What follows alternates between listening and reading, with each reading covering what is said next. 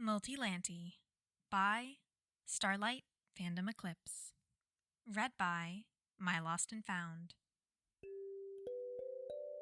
This is part 3 of 3 of this fic, the final part. As always, link to the fic is in the description below, and continuing on with the story. Despite popular belief, Katsuki could admit when he fucked up. You can't be the best if you never learn, so, though he would rather die than admit it, that came with making a shitload of mistakes. Naturally gifted though he may be, Katsuki still had to work to claim his place at the top. Ironically, he only realized how badly he miscalculated about Deku during the quirk apprehension test that Sensei put them through. He wasn't stupid. Even though he was against Deku, Katsuki knew that the nerd's place on the leaderboard didn't align with his performance. Sure, most of the extras that were his classmates' competition excelled in at least one field. But Deku somehow got his shit together over the last year and consistently scored well in every event. It didn't click until Deku, when he saw his name at the bottom, asked their teacher if the test was measuring the amount of active quirk usage, not their actual performance. That Deku wasn't sent home because he failed, but because he wasn't supposed to succeed in the first place. For what felt like the first time in his life, Katsuki couldn't understand. Why the fuck was Ponytail at the top of the leaderboard? Sure, her quirk was useful as hell, but that didn't change the fact that she was essentially using support gear for every little thing. She was thrown off easily, and built like she never did a day of physical labor in her life. As surreal as it was to think, after seeing his score in the test, Katsuki would bet money that Deku could take her in a fight. Normally, when he had thoughts like this, he'd find Deku and scream about it until something made sense. But Deku was gone, and Katsuki spiraled. If Ponytail's quirk could be replaced by support gear, what about everyone else's?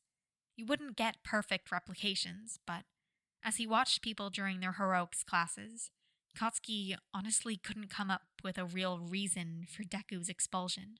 For fuck's sake, Katsuki sat down one weekend and figured out how to replicate his own quirk with some chemistry and pre-existing mechanics. With that kind of technology, Deku wouldn't have to be fighting Quirkless at all. He'd be at the same level that Katsuki started at, and the nerd was determined enough to make it work. So why was Katsuki in heroics when Deku got expelled from UA entirely, despite surviving through the entrance exam? If a teacher at UA would intentionally remove someone who scored well, what's to say any other teacher in his life wouldn't? Did being at the top even matter if it was someone else putting him up there? Why couldn't he stop thinking about this? Did he even want to know? It turned out that Roundface was the first to learn of Deku's vigilantism. The two had been using the local trash beach for training as they cleaned it. It was clever, in the way he figured people were when they didn't have access to anything better. So there he was, sitting on the tailgate of an old truck, as Deku told him, pink cheeks and icy hot, how he single-handedly created an entire vigilante organization out of boredom and spite. And apparently, he was every single member, because committing crimes in only one identity wasn't enough for him. What the actual fuck? Wait, Mido-kun, how many identities are you working with here? Nobody online knows how many people are in the hood group. It's this whole thing. She shifted in her position on a makeshift throne of old tires. He was definitely not jealous. There was probably all sorts of nasty things living inside of there. Deku hesitated. I mean, I have as many identities as I have hoodies. Some are more fleshed out than others. Like, I only wore the crow one to stand in for my Shiro identity when I lost my sheep hood. The unicorn was just for doing community service around playgrounds since kids asked for it, and the butterfly for when I'm checking in on past victims in hospitals to make sure they're recovering all right. I have about 12 main identities, though. Ah, only 12 fucking identities with different personalities, fighting styles, voices, and... Why do you change your pronouns so much? Well, at first it was just to hide my identity better. If everyone was about my size and used the same pronouns, more people would think I was using a duplication quirk and pay more attention to the similarities across all my identities. Now I can not only hide better, but I also play all sorts of different roles across my identities. Half and Half nodded. You tend to use your female personas when interacting directly with people. It makes civilians feel more at ease and lowers the guard of villains, all while making it so nobody would suspect you. That's impressive. Whoa, Todoroki-kun! Floaty Hands perked up. I didn't know you read about the hoods. You always seemed above it all. He hesitated before sighing. I was theorizing which identities were related to each other based on their apparent quirks, personalities, and appearances. Hold up. Katsuki suppressed a cackle. You were judging their relationships based on their outfits. Shiro and Chihiro could have been twins. Midoriya and Io both appeared to have chemical quirks. You group them based on their color, like a fucking matching game. And Akka could have been Bakugo's long-lost sister. Katsuki's mind went dangerously blank. Deku was the only one to notice this, eliciting to zip up his plain black but equally explosion-resistant hoodie before dealing the final blow. Yeah, Akka was what I thought a quirkless Kachan would be like. I gender-bent her so nobody would associate them, though I honestly wasn't expecting her to be so popular. I guess there aren't that many intense female heroes in the industry besides Mirko, so Akka was a breath of fresh air. Bakugo as a girl. Yeah, I could see that. Locals would report later hearing a loud boom, accompanied by the sound of several trash piles on the shoreline collapsing. Police would dismiss it as rebellious teens fooling around with their quirks, which wasn't entirely wrong. For the rest of summer break, Katsuki spent far too much time at Uraraka's apartment. He ran out of nicknames for her after the first 2 weeks of consistent interaction. Besides, anyone that could kick ass and grant him free range of their kitchen wasn't an extra. He hadn't forgotten the fucking homemade meteor shower at the sports festival. Half and Half practically moved in the second she offered her living room as a meeting place, and Deku would enter through the fire escape whenever there was time in between his patrols. Katsuki only went to get away from his parents, who wouldn't fucking shut up about his encounter with the League.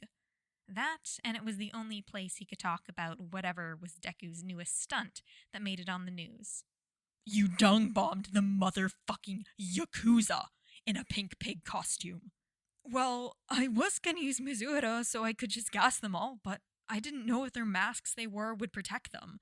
Then I found out the leader is this huge germaphobe, and apparently he used his quirk to subconsciously give himself hives when touching something dirty.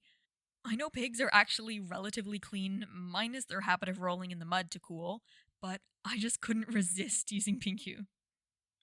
Uraraka floated some more popcorn kernels to Half and Half, who was manually popping them to train his precision with his fire. Apparently, the bastard finally started wanting to use it in combat after a shouting match with Deku in a fast food parking lot at 3 a.m., which ended when they accidentally took down the power for the surrounding area and had to run from the responding hero and police force. So, you exploited that weakness by setting up mud bombs in their base, and then using the stink bombs to determine how well their masks protected them. Half and Half concluded as he tentatively chewed on a popcorn piece, making a face when he realized how charred it was. Dumbass. Yep, you don't need as much protection against diseases as you do for certain chemicals, so once I saw them react to the smell, I used the new sleeping gas formula I made based on Midnight's quirk, went in, took all their research, destroyed anything they had on Aerie, and tipped off the hero group that was investigating them. So that's how I stopped that line of trigger and got a new little sister. Katsuki was pretty sure that wasn't how things were supposed to work, but he gave up on telling Deku what impossible meant sometime after he saw him move a broken-down truck with his bare hands. How would your parents react to the whole Uraraka gestured to Deku, who was sitting on the floor in his Midoriya hoodie and casually sharpening his knives. They already guessed I was a hood since they recognized my hoodies on the news, but Mom wanted to ground me when she heard I was the only member. Dad coming home is the only reason she didn't lock me in the house. Apparently, he did a lot of reading on the effects of locking someone inside for long periods of time. Did he explain why he knows this? Or... Deku shrugged. No, but he did say I was already safe as long as I wore my gear properly. He actually encouraged it as a better alternative to heroics. They sat in silence, processing that for a moment. There's no way Uncle Hazashi is on the right side of the law. 500 yen says that he's the head of a criminal organization, Uraraka chirped. Half and half tilted his head, ignoring Deku's spluttering. 1,000 on him being a villain that works for the Underground's demon lord. Katsuki scoffed. That old cautionary tale.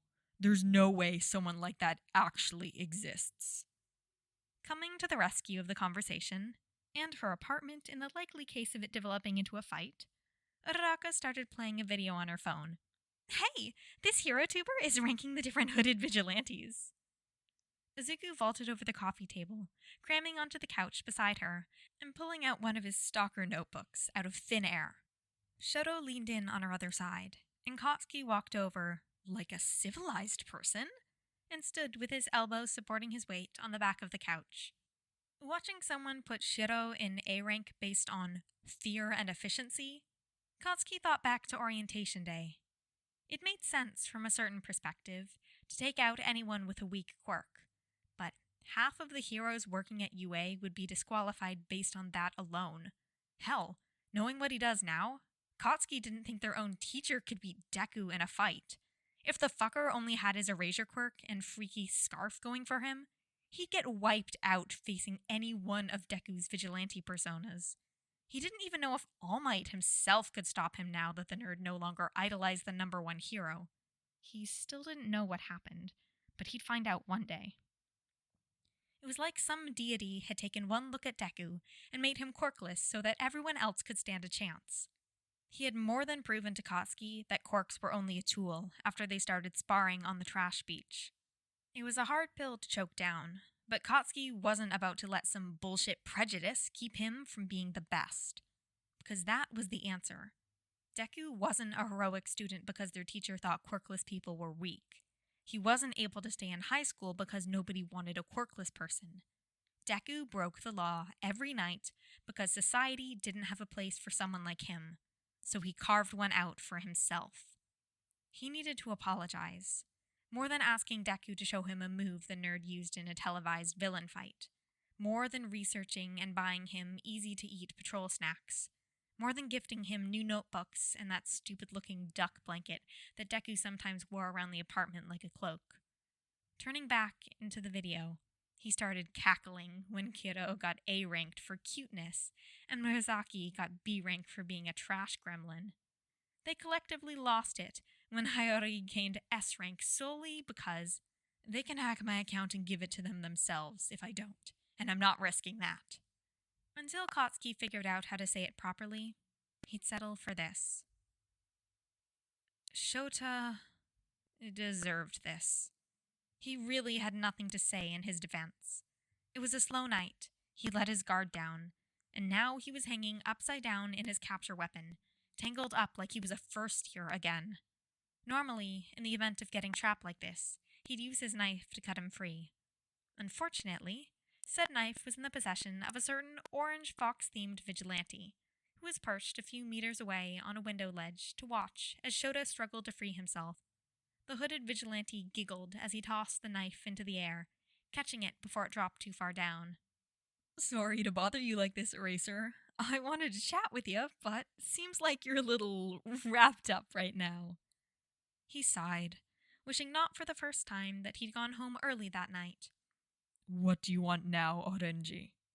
The vigilante had been a pain in his side for months now, playing pranks on him whenever there wasn't anything happening on patrol. If Shota hadn't seen the videos on Mozaki and Aka harassing Endeavor with an impressive number of fire extinguishers and water buckets, he'd think he was the only hero targeted by a hood. As it was, Shota wished he could figure out how to get him to stop. Arrest wasn't even an option for the slippery vigilante that could vanish with the drop of a smokescreen, so Shota stopped trying in favor of asking him what he'd done to warrant the other's dislike. After a few weeks of failed communication, they'd fallen into a routine. Orenji would sneak up on him, and if he succeeded, then he would get one question to ask that Shota would answer truthfully. If he was noticed, then Shota would get to ask it. They didn't waste their question with personal information that wouldn't be given, instead, opting for asking oddly specific and nonsensical things.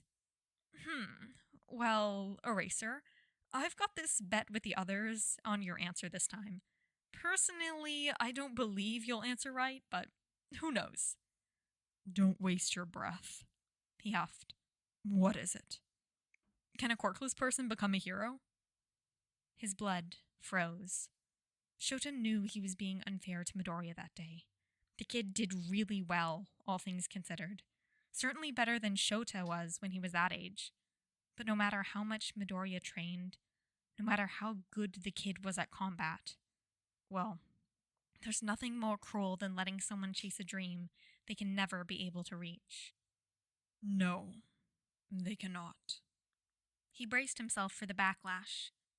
No matter Orenji's own opinion on the matter, he twists Shota's words and used them against him. Ding dong, you're wrong. Shota sighed. It's not that they can't fight, but the hero licensing process requires a quirk to fill in the forms.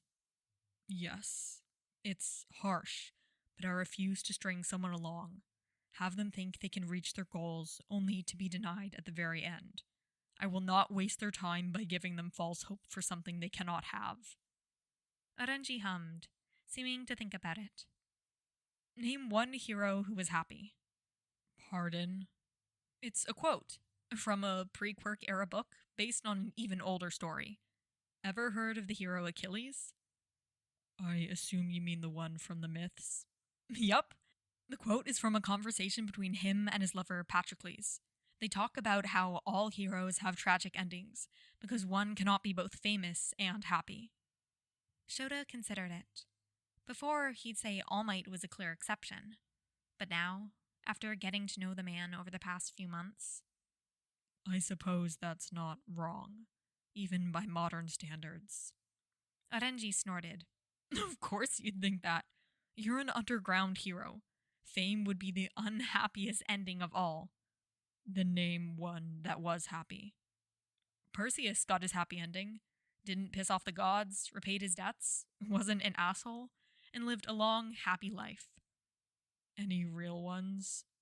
Well, there are plenty from just this last decade alone, but personally, I think I'm on the right track to be one. You're not a hero. Orenji stopped tossing the knife. Got my provisional license last week. I'm still going to keep my secret identity, but soon I'll be completely legal. Arresting me won't do shit, even if I get caught. You can still be charged for past crimes. Oh, I can certainly be accused. Charged, though? You'd need proof, and I have good lawyers. Shota's mind went blank, scrambling to make sense of what the vigilante was saying. Your group is on tape. There's video evidence of you engaging with heroes. Are you sure? Nobody knows who's under the hood. It would be easy for someone to fake being one of us.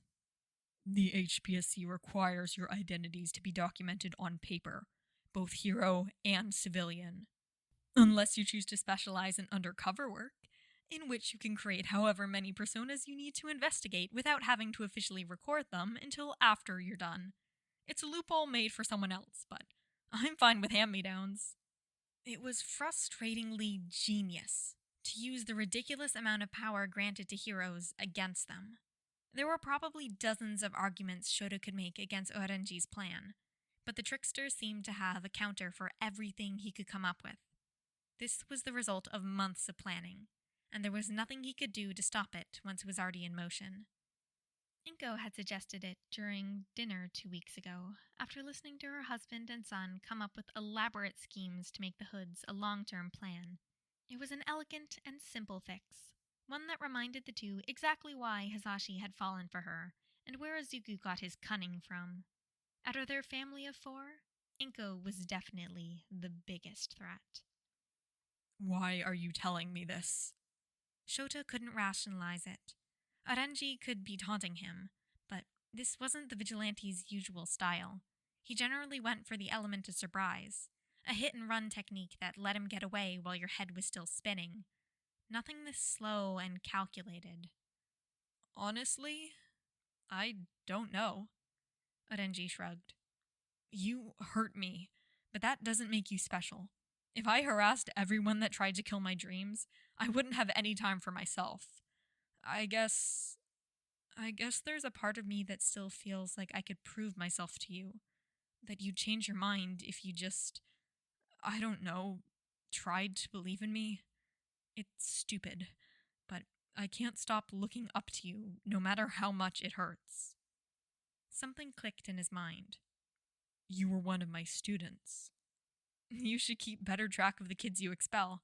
Some higher up took one look at my records and completely unenrolled me instead of transferring me to another course like you said would happen. The feeling drained from his limbs. It wasn't just the side effects of hanging upside down for so long. Shota's head pounded as he processed what Aranji was saying. No wonder the Vigilante didn't like him.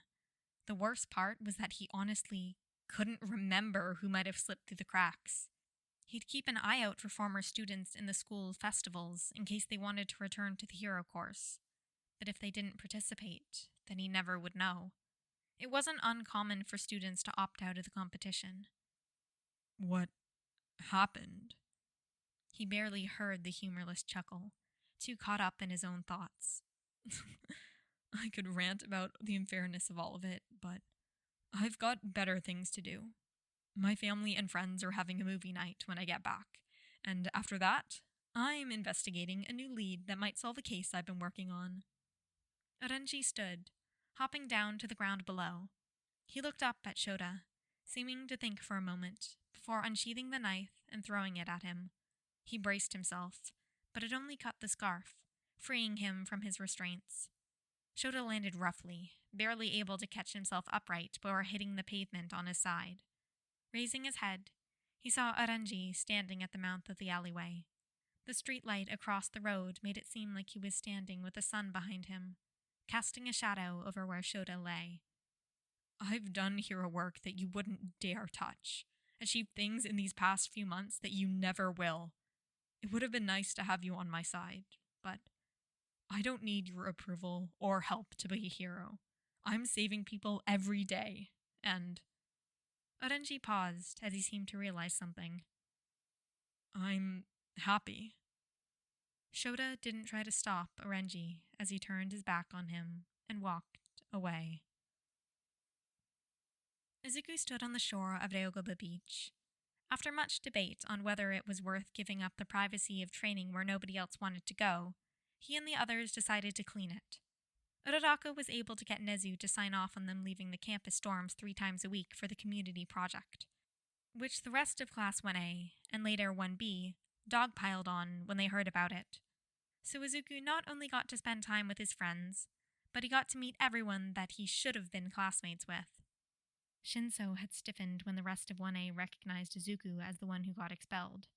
Thankfully, he relaxed once they talked about it, with Izuku reassuring him that there were no hard feelings, and he still found a way to achieve his dream. There was an overwhelmingly positive reaction when Izuku pulled out his provisional hero license, even though everyone knew of his quirklessness. It was nice.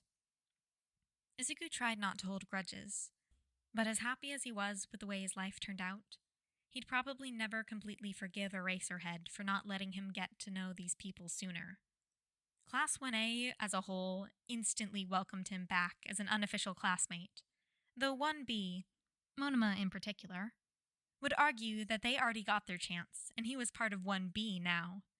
It was fun to bounce between the different groups as they gathered trash, learning about their quirks and fighting styles, and talking about ways to improve them.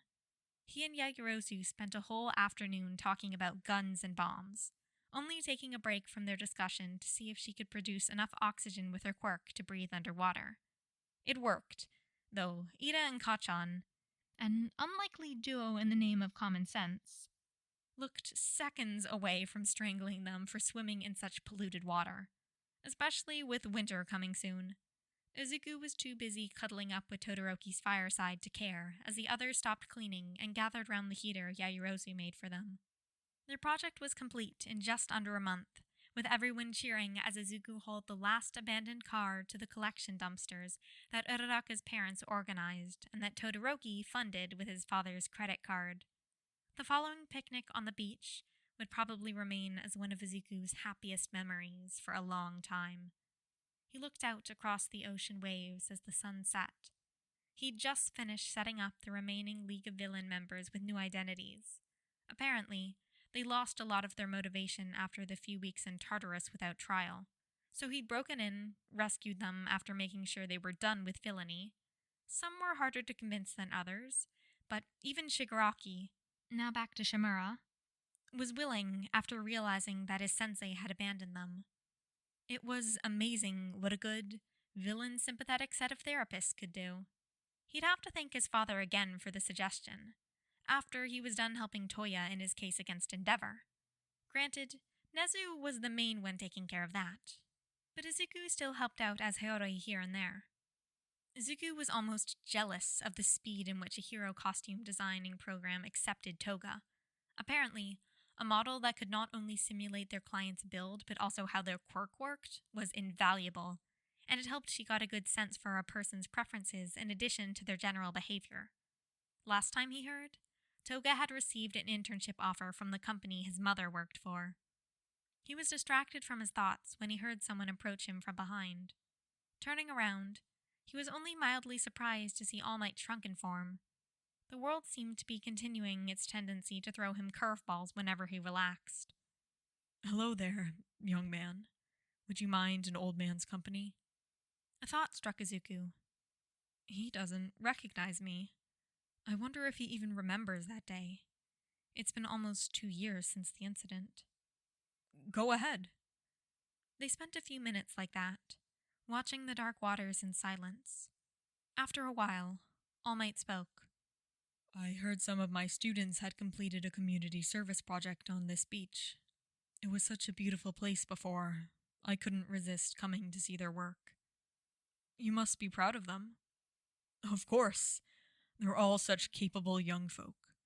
I believe with them around, the future will be in good hands." Izuku hummed in agreement. All Might wasn't wrong. His friends were the best people that he knew. The last time he saw them, they were making a petition to Nezu to get Izuku a permanent visitor's pass so he could see them more often, so that they could see him more often. Not to mention, there were bets on how well he'd fare in their various training grounds. He wouldn't be surprised if they figured out at least one of his identities by the end of the year. But the thought was much more comforting than alarming. He trusted them. He couldn't wait for them to join him on patrols one day. "So, young man, what brings you here tonight?" I just finished a big project. I wanted to take a break before I went back to work, so I came here." He was thankful he got in the habit of bringing a plain jacket with him when he left for patrols. It did wonders to hide the bright pink hoodie he was currently wearing, and it was good to have another layer of protection in the winter. Not that he needed it. His last run-in with Endeavor was more than enough to prove how well insulated his gear was. Safe as a vault, indeed. "Oh, what's your job, if you don't mind me asking?" He weighed the pros and cons before deciding to go for it. All Might couldn't break his dreams twice. Worst case scenario, his Pinku persona carried a gun in addition to the various mud and stink bombs. And pepper spray, which he once called Peppa Spray, within Kachan's range of hearing. He didn't make that mistake twice. "I'm training to be an underground hero. I have a provisional license, though there were some issues that delayed it a little. Some people didn't want me to go into heroics after they saw my quirk registration, so my father had to intervene legally when they sent a letter trying to disqualify me after I already passed." All Might made the appropriate disgusted sound in response to such blatant discrimination, though Izuku continued talking before he could ask for more details. "But, yeah, I'm really gonna be a hero. I'll be able to help so many people like this. It's not really a conventional type of heroics, but I look forward to making an impact. That's an honorable goal, young Midoriya. Young Midoriya. Unconventional as it may be, I hold a great respect for those who work outside of what is shown on the news. With a spirit like yours, I'm sure you'll make a fine hero. He nodded, ignoring the choked feeling in his throat. Thanks. I think I needed to hear that. It's been a rough few years. May I ask your hero name? Oh, it's Hood. I know the implications, but it just feels right, you know? All Might laughed, nodding as he continued the conversation. They talked for a while about heroics and society. Nothing too deep, but it was interesting to hear the perspective of the very pillar their system stood upon. Izuku left shortly after, citing that his patrol would start soon. Climbing the steps back to the main road, he considered All Might's words. The guy may be quirkist, but he sure had a way with words. Even if All Might would have taken it all back after learning he was quirkless, Izuku took a moment to pretend those words were really meant for him. As he turned to walk towards the train station, Izuku couldn't help but notice a pickup truck in the beach's parking lot that hadn't been there earlier. He hesitated. It was late by the time Toshinori decided to leave the beach park. After his conversation with young Midoriya, who seemed familiar, but he just couldn't remember where he'd met the boy. He was depending on the other to react to him in a way to give him some sort of context for the feeling of deja vu, but he had no luck and pretended to be a complete stranger. He'd sat down on the pavilion on the pier. He'd have to do some research, but Toshinori had a good feeling about young Midoriya. He had nothing against Nide's protege, but it was as if One for All itself were protesting whenever he spent time around the boy. Between that and the possibility of All for One still being out there, he'd put his search for a successor on hold. But after his dinner with Naomasa, he was starting to be on the lookout again. According to the detective, the villains had disappeared entirely following the Tartarus breakout, though there were a number of individuals matching their descriptions appearing on the streets. It would normally be cause for concern, except for the fact that they seemed to be pursuing completely legal civilian identities. As he now strolled towards his truck, he thought about the hooded vigilantes that young Midoriya's hero name was inspired by. No matter how much he denied it, Toshinori could tell the truth. They were everywhere nowadays, from the yellow one that acted like a limelight hero on a news interview, to the one that stuck to the shadows like they were underground. Informant types, support types. If there was a role in heroics, there was a hood to play the part. He knew he shouldn't condone breaking the law, but All Might himself had once been a reckless young vigilante before Nana found him. The hoods did good work, and if their suspected involvement in rehabilitating the League of Villains was to be believed, All Might felt better about his upcoming retirement with citizens like that on the streets. True heroes were always the ones that volunteered to make the world a better place, without anything to gain for themselves. Young Midoriya seemed to be well on his way to being a hero, which meant that he'd probably take better to One for All. There would be less of a learning curve, and being underground meant that he'd attract less attention from All for One if he was still a potential threat. It was a loose plan at best, but it was still something to work with. Swinging open the door on the driver's side, Toshinori's train of thought came to a crashing halt when he was suddenly assaulted by a putrid odor. Stumbling back, he coughed in surprise, blood hitting the ground. It took a moment to recover, clutching his side as his breathing evened out. Toshinori took out his phone, turning on his flashlight and holding his breath as he peeked in through the open truck door. Somebody, likely a young delinquent passing the beach on their way home for the night, had stink-bombed his truck. Sighing, he looked around for the nearest trash bin. His lung capacity wasn't good enough to hold his breath for as long as it took to get there, but he could manage it with a break halfway over. It wasn't until he returned that Toshinori realized something was missing. Izuku looked up from his laptop as his father opened his bedroom door. Hey, Dad, did Mom tell you that you're in charge of getting Eri ready for school today? Yes, the little one just left now. You kids grow up so fast. I remember the first day you insisted you could walk yourself to school. He looked like he was going to continue, but got distracted by Izuku's new wall hanging. Is that a license plate? Izuku very carefully kept a straight face. No. Hisashi raised an eyebrow. When I suggested you replace some of your hero decorations, he said as if Izuku displayed any of his hero merch besides All Might. I did not anticipate you going out and taking some fool's plate. You're not mad? Izuku, my little duckling, I will never be angry with you for breaking the law, so long as you do it properly and with good reason. Good to know, but you're mistaken. Oh? It's still All Might merch. Very exclusive. One of only 2 produced. Izuku took the time to enjoy the dumbfounded expression on his dad's face before turning back to his computer. After all, he still had work to do. Notes. Deleted scene. Izuku in sheep hoodie, covered in blood, barreling down alleyway while frantically zipping up a black raincoat over it. They're shouting from the main street as he pries open a manhole cover, diving in and slamming it shut behind him. Civilian sitting on their fire escape for a smoke break.